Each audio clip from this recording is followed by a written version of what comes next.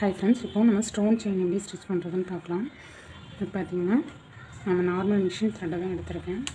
Machine thread தான் gold colour thread எடுத்திருக்கேன். Needle பார்த்திங்கன்னா 14 நீடில் எடுத்திருக்கேன்.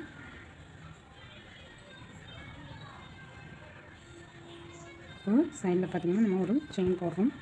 செயின் போட்டுட்டு இப்படி மேலே கொண்டு வந்து இந்த செயின் போட்டு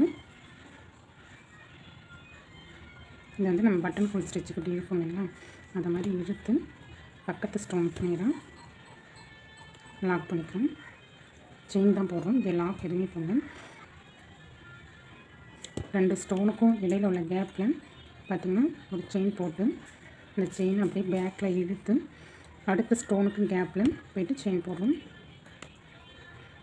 இந்த 2 ஸ்டோனுடைய கேப்பில் ஒரு ஸ்டிச் போட்டு இந்த செயின் அப்படியே பேக்கில் கொண்டு போய்ட்டு பக்கத்து ஸ்டோனுக்கு சென்டரில் போய்ட்டு ஒரு செயின் மாதிரி போட்டுப்போம்.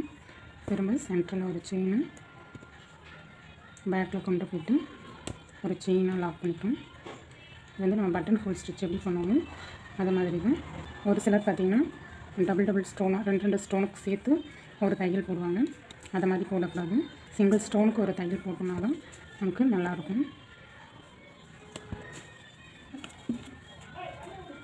இப்போ பிகினராக இருக்கவங்க உங்களுக்கு இப்படி போட கஷ்டமாக இருக்குன்னா க்ளூ போட்டுட்டு காஞ்சதுக்கப்புறமா நீங்கள் வேணால் பாருங்கள்.